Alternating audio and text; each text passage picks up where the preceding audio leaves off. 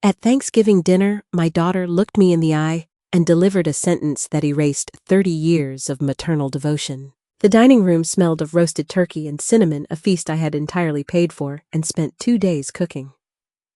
I sat at the corner of the table exhausted, nursing a glass of ice water. Across from me sat Brenda, my daughter Sarah's mother-in-law. Brenda was swirling a glass of expensive Merlot, laughing loudly, having contributed nothing but her presence and a store-bought pie. Sarah, my 32-year-old daughter, stood up to clear the plates. I remained seated, my back aching from standing over the stove all morning. "Mom, grab the gravy boat and start loading the dishwasher," Sarah directed, not looking up. "I need a 10-minute break, Sarah," I replied, massaging my neck. "Brenda hasn't lifted a finger all day. Maybe she can help you?" Brenda gasped softly, placing a hand over her pearl necklace. Sarah dropped the stack of plates onto the counter with a loud clatter. She turned to face me, her expression hardening into a mask of pure annoyance. "My mother-in-law is our guest," Sarah snapped, her voice carrying an edge that silenced the room. "Your job is to work so my MIL can enjoy life. That is the dynamic. If you have a problem with that arrangement, there is the door." She pointed a rigid finger toward the front hallway. She expected me to lower my head. She lied on the assumption that a 64-year-old widow would swallow her pride just to spend the holidays with her grandchildren. I did not cry. I did not raise my voice or offer a dramatic defense. I picked up my linen napkin, dabbed the corners of my mouth, and folded it neatly beside my plate. "Fine," I said, my voice perfectly steady. "I will leave, and you can start paying your own bills. Simple as that." I grabbed my coat from the rack and walked out into the crisp November night, leaving my daughter staring at the closed door. The drive back to my own home was quiet. The streets were empty, lit only by the warm glow of neighborhood street lamps. I am Joanna Kelly, a retired high school administrator. Since my husband passed away 5 years ago, my entire existence had slowly been absorbed by my daughter's lifestyle. Sarah and her husband Tom lived in a beautiful 4-bedroom house. They projected the image of a thriving, independent young family. The reality was a carefully balanced illusion funded by my pension. I paid the monthly lease on Sarah's SUV. I covered the twins' expensive private daycare. I was an authorized user on her primary grocery delivery app, meaning every organic avocado and premium cut of meat she ordered was quietly deducted from my checking account. I was the invisible ledger keeping her household afloat, while Brenda was treated like visiting royalty. I walked into my quiet, empty living room and turned on the table lamp. I did not feel heartbroken. I felt a sudden, profound clarity. You cannot reason with entitlement, but you can stop funding it. I opened my laptop on the kitchen island. I logged into my banking portal. The screen glowed against the dark room. With a few deliberate clicks of the mouse, I removed my debit card from the grocery app. I logged into the daycare portal and canceled the automatic monthly withdrawal. Finally, I went to my credit card settings and deactivated the authorized user card I had given Sarah for emergencies. For years, I had believed that providing for her was my duty as a mother. I had traded my financial security and personal peace for her conditional affection. I closed the laptop. The financial cord was cut. Tomorrow, Sarah was going to wake up to a very different reality. The morning after Thanksgiving is traditionally a day of aggressive retail consumption. For Sarah, it was a ritual. She loved browsing the high-end boutiques downtown, buying winter clothes for the kids, and unnecessary decor for her home. At 10:30 a.m., my cell phone vibrated on the kitchen counter. I was sitting at my small dining table, enjoying a quiet cup of black coffee and a croissant. The caller ID flashed Sarah's name. I let it ring twice before answering. "Mom, what is going on with the credit card?" Sarah demanded. There was no greeting, no apology for the night before. Just immediate irritation. "I am at the register at Nordstrom and the terminal keeps declining it. Did the bank freeze your account again?" "No, the account is fine," I replied, taking a slow sip of my coffee. "I canceled your card last night." The line went dead silent for 3 full seconds. "What do you mean you canceled it?" she hissed, keeping her voice low to avoid embarrassing herself in front of the cashier. I have $300 worth of winter coats sitting on the counter. Turn it back on. You told me my purpose was to serve, and if I didn't like it, I could leave. I reminded her, my tone completely devoid of anger. I left. Serving you included funding your shopping trips. Use your own debit card. Mom, stop being petty. Brenda is standing right next to me. Then Brenda can buy the coats, I said. I ended the call. I did not block her number, but I switched my phone to silent and placed it in a drawer. I spent the rest of the morning repotting my indoor plants. It was the most peaceful Friday I had experienced in years. My home is a modest 3-bedroom ranch, well-maintained and paid off. Because Sarah lived only 15 minutes away, she had slowly turned my house into her personal storage facility and free convenience store. She had a spare key on her ring. She would frequently let herself in while I was out, raid my pantry, use my high-end laundry machines, and leave her dog in my backyard without asking. Saturday morning, I realized that cutting the digital financial cords was only half the equation. I needed to secure my physical perimeter. I did not call a locksmith. I am perfectly capable of handling basic hardware. I drove to the local home improvement store, purchased 2 heavy-duty deadbolts, and spent an hour unscrewing the old brass locks on my front and back doors. I slid the new cylinders into place, tested the keys, and felt a satisfying, heavy click. At 2:00 p.m., I was reading a book on the sofa when I heard the familiar jingle of keys on the front porch. I heard a metal key slide into the lock. It refused to turn. I heard the key rattle aggressively, followed by a heavy sigh. A sharp knock rapped against the wood. I stood up, walked to the door, and opened it. Sarah stood on the porch holding a laundry basket full of Tom's work shirts. "Did you change the lock?" she asked, her eyes wide with genuine disbelief. "I did," I answered, blocking the doorway with my posture. "I need to run these shirts through your steamer dryer. Our washer is acting up," she said, trying to push past me. I held my ground. "There is a dry cleaner on 4th Street. My house is no longer a public utility. Have a good afternoon." I closed the door until it clicked, leaving her standing on the porch with a basket of dirty laundry. Sarah was not someone who accepted boundaries easily. By Monday morning, the reality of her canceled daycare payments had hit. The facility required payment on the 1st of the month, and without my automatic transfer, they refused to take the twins. At 7:45 a.m., I was drinking tea by the window when Sarah's SUV aggressively pulled into my driveway. She did not knock. She opened the back doors, let the twins out, handed them their backpacks, and pointed toward my porch. "Go to Grandma's! Mommy has to work!" she shouted out the window. She threw the car into reverse and sped down the street, assuming I would have no choice but to absorb the responsibility. The twins stood on the driveway, looking confused. I stepped outside, smiling warmly so they wouldn't feel the tension. I ushered them inside and made them pancakes. I did not panic. I did not call Sarah to argue. Instead, I checked the time. Brenda was staying at a luxury extended stay hotel downtown, resting before her flight home the next day. I helped the twins put their coats back on. We got into my car and drove downtown. I walked into the hotel lobby, rode the elevator up, and knocked on Brenda's door. She answered, in a silk robe, holding a cup of room service coffee. "Joanna, what are you doing here?" Brenda blinked. "Sarah had an emergency and needs you to watch the kids today," I said, gently guiding the twins into her room. "You are the guest of honor after all. Have a wonderful day." Before Brenda could formulate an excuse, I pulled the door shut. I walked back to my car feeling lighter with every step. I did not hear from Sarah until exactly 1:15 p.m. I was at the grocery store carefully inspecting the firmness of a yellow bell pepper, enjoying the fact that my cart only contained food I actually wanted to eat. My phone buzzed in my purse. I checked the screen, saw Sarah's name, and let it ring 3 times before sliding the answer button. "Are you insane?" Sarah yelled into the receiver. The background noise sounded like a bustling office corridor. "Brenda just called me in absolute hysterics. The twins colored on the hotel wallpaper with a pen they found, and she doesn't know how to order them lunch because they refused to eat the $50 room service salmon she bought." "I imagine that is very stressful for her," I replied, placing the bell pepper into my cart and moving toward the bakery aisle. Toddlers usually prefer chicken nuggets over salmon.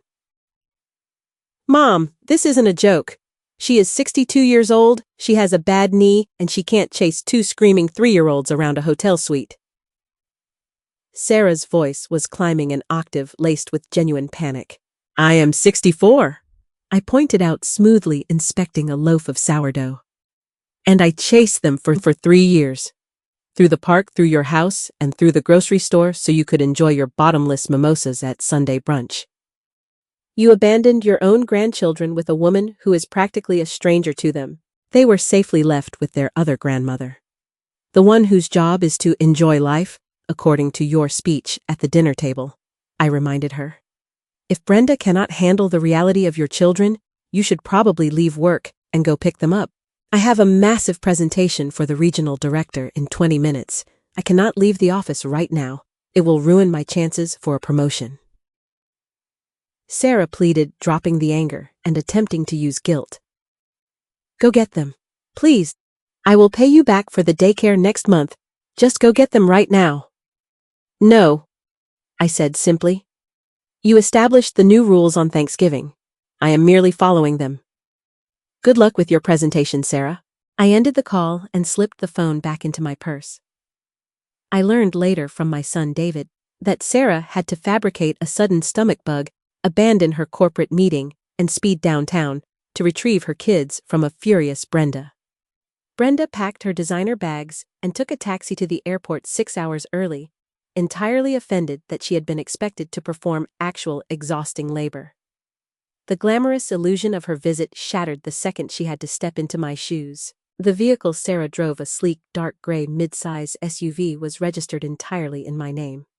I had purchased it 3 years ago, paying cash from my savings after Sarah called me crying that her old sedan had broken down on the highway and wasn't safe for my grandchildren. I paid the insurance premiums and simply handed her the keys. She treated the $35,000 vehicle like a free public dumpster. She regularly left fast food wrappers in the backseat, spilled coffee on the center console, and scraped the alloy rims against the curb outside her favorite coffee shop. By Wednesday evening, I decided I was done subsidizing her daily commute. My own compact car was getting older, and I wanted my asset back. I waited until 9:30 p.m. I knew the twins would be asleep and Sarah and Tom would be glued to the television in their living room.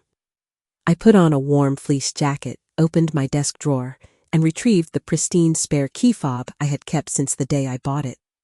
I ordered a rideshare, watching the digital map track the driver's approach. The driver dropped me off at the corner of their quiet suburban street. The air was crisp and completely still. The SUV sat in their driveway, parked slightly crooked. As usual, she hadn't bothered to lock it. I walked up the concrete path, my footsteps silent on the pavement. I opened the driver's side door and slid into the leather seat. The interior smelled faintly of sour milk and overwhelming lavender air freshener. Crusted goldfish crackers were ground into the floor mats. I glanced at the dashboard. The gas tank was resting perfectly on empty. It was a perfect reflection of how she treated me, drained and taken for granted. I pressed the ignition button. The engine hummed to life with a quiet, steady rhythm. I did not turn on the headlights immediately. I did not rev the engine or slam the door. I simply shifted the transmission into reverse, backed smoothly out of the driveway, and drove down the street. No police were called. No dramatic arguments occurred on the front lawn. I did not need a lawyer to reclaim what was legally and financially mine. I drove it straight into my garage, closed the heavy mechanical door, and went to sleep. The next morning, I spent 2 hours with a trash bag, a vacuum, and leather cleaner, scrubbing away the residue of her entitlement.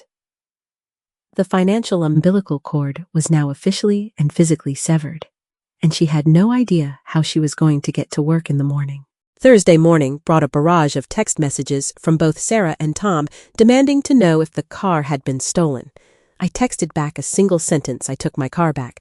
Realizing they had no legal recourse, they changed tactics. Friday evening, Tom called and asked if we could meet for dinner at a nice Italian restaurant in town. He framed it as a chance to clear the air and move forward. I agreed. I arrived on time and ordered a simple house salad and a glass of sparkling water. Sarah and Tom arrived 10 minutes late, looking exhausted. They sat down and immediately ordered a bottle of expensive wine calamari and 2 premium pasta dishes. They assumed the old rules applied. "Look, Joanna." Tom started leaning forward, trying to sound authoritative. "Sarah is really stressed." Taking the car was over the line. "We are a family. We need to support each other. You need to turn the daycare payments back on." "I don't need to do anything," I replied, folding my hands on the table. "You are 2 able-bodied adults with full-time jobs. You can pay your own way." "We can't afford the daycare and a car payment," Sarah blurted out, her face flushing. "We have a lifestyle to maintain." "Then change your lifestyle," I said. The waitress arrived, placing their massive plates of food on the table. I ate my small salad in silence while they complained about how unfair I was being. When I finished, I flagged the waitress down. I handed her a $20 bill. "This covers my salad and water. Keep the change. The rest is on their tab." I stood up, grabbed my purse, and walked out of the restaurant, leaving them staring at a massive bill they had assumed I would pay. The silence lasted for 3 weeks. Without my financial padding, Sarah and Tom's carefully curated life began to show cracks. They had to trade in Tom's luxury sedan for 2 cheaper used cars. Sarah had to start packing her own lunches instead of ordering delivery. Brenda, unsurprisingly, did not offer a single dime to help them. On a rainy Sunday afternoon, the doorbell rang. I opened it to find Sarah standing on my porch. She wasn't angry this time. She looked tired. The arrogant energy from Thanksgiving was completely gone. "Can I come in?" she asked quietly. I stepped aside. She walked into the living room and sat on the edge of the sofa. She looked around the quiet, clean house, the house she used to treat as a dumping ground. "Brenda refuses to help us," Sarah admitted, staring at the floor. "She said we are adults and should have figured it out. I asked her for a loan, and she laughed. She enjoys her life," I said, a faint, sad smile on my face. "Just like you wanted." "I was wrong, Mom. I'm drowning.